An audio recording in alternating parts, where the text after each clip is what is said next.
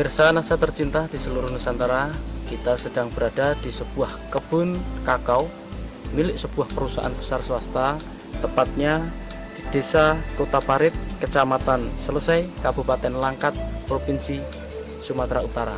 Selamat pagi Bapak. Selamat pagi. Bisa Bapak perkenalkan nama dan alamat Bapak? Nama saya Budianto, alamat di perumahan kebun ini, dan tepatnya di Desa Kota Parit, Kecamatan Selesai, Kabupaten Langkat. Berapa luasan dari kebun ini Pak? Luas ini 370 hektar. Umurnya itu variasi antara 15 sampai 20 tahun, tapi yang banyak di 20 tahunnya. Jenisnya yang dipakai adalah jenis Cirolo dan Forastero. Sudah menggunakan produk NASA? Sudah. Apa saja Pak? Yang digunakan di sini adalah NASA sama Hormonic. Saya gunakan dengan spot. Untuk dosisnya? Iya, dosisnya 4 tutup per cap ditambah 1 tutup hormon. Itu Bapak gunakan berapa luasan dan berapa habisnya Pak? Yang saya gunakan kurang lebih 150 hektar.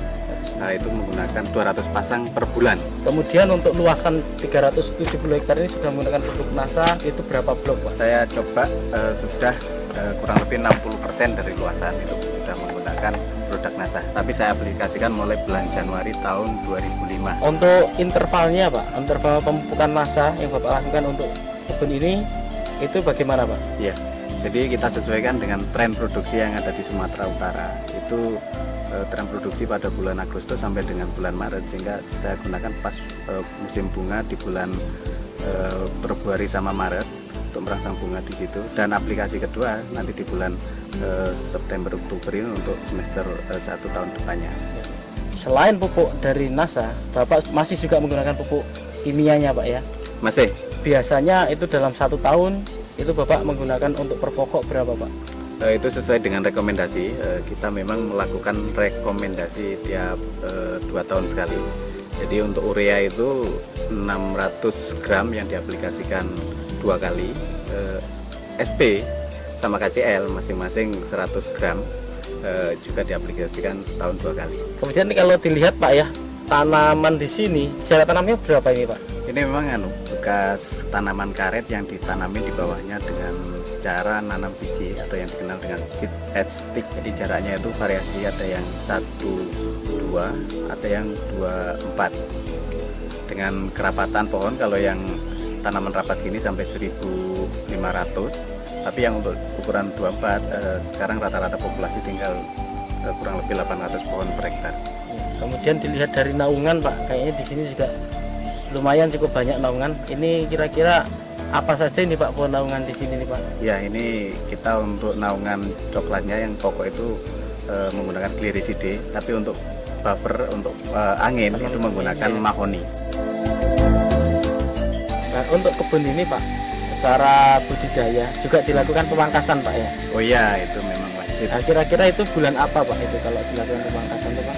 Ya, sama sesuai dengan tren produksi, yaitu untuk merangsang bunga yang di bulan Maret, April, Mei itu kita harus pangkas di bulan 2, dan untuk pembungaan di bulan 9 atau 10 itu kita harus pangkas mulai bulan 8 sama 9. Untuk teorinya pangkas Pak? Pada prinsipnya yang penting di situ adalah penyinaran bisa masuk, sehingga cabang-cabang kayak cabang air, cabang kering, dan cabang yang kena penyakit itu harus dipotong. Dan yang penting lagi adalah tanaman yang udah tinggi itu harus ditoping.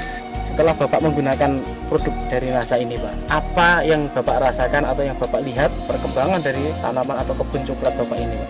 Dari segi pertumbuhan vegetatifnya dari daun memang ya cukup menggembirakan, yaitu cukup subur, dan dari bunga-bunga yang mentil yang muncul, jadi itu juga kenaikan produksi.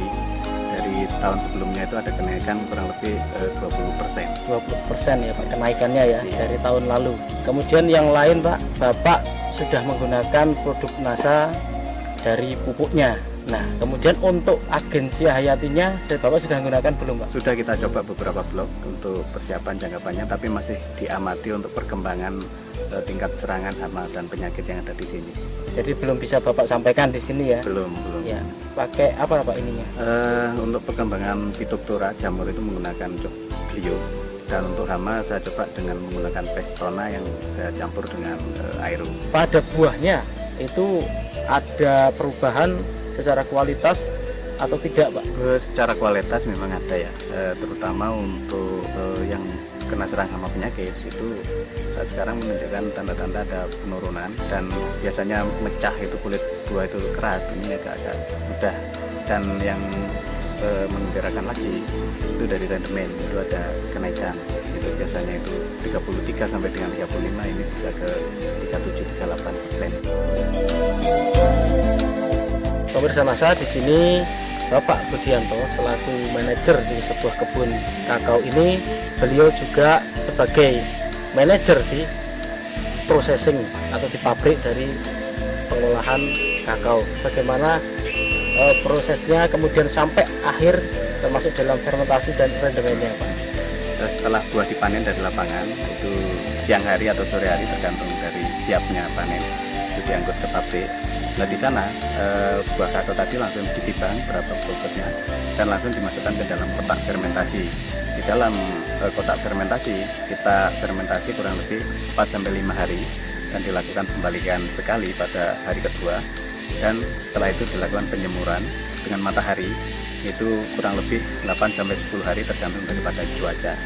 Dan setelah itu kalau biji sudah kering dimasukkan ke dalam gudang dan disortasi, yaitu untuk menentukan kualitas biji, untuk menentukan grade A atau B dan sebagainya, baru dilakukan pemakingan. Dari pemakingan itu sudah ada yang menerima, Pak ya, ataupun ini sudah terikat kontrak atau demikian, Pak ya? Ya betul, jadi ini sudah kontrak, tinggal menentukan jadwal kapan waktu pengirimannya. Ya, dalam sortasi, Pak ya, kualitas dari biji kakao ini, Bapak bisa jelaskan kualitas ABC-nya? Jadi untuk grade A itu yaitu di bawah 100 biji per 100 gram, 100 sampai dengan 110 itu masuk grade C, dan di atas 110 sampai ke atas itu masuk grade C, dan di atas 120 itu masuk grade C. Dari sini kami ingin Bapak menyampaikan pesan dan kesan untuk pemirsa Masa di seluruh Nusantara. Jadi harapan saya untuk masyarakat di Indonesia tidak usah ragu lagi untuk menggunakan produk Masa, karena sudah terbukti saya sendiri untuk di perkebunan ini dengan menggunakan produk Masa ada optimalisasi produksi yang tadinya itu turun seiring dengan umur, dengan menggunakan Masa bisa optimal lagi sesuai dengan standar, sehingga ya termasuk di kebun kami ada kenaikan kurang lebih 20%.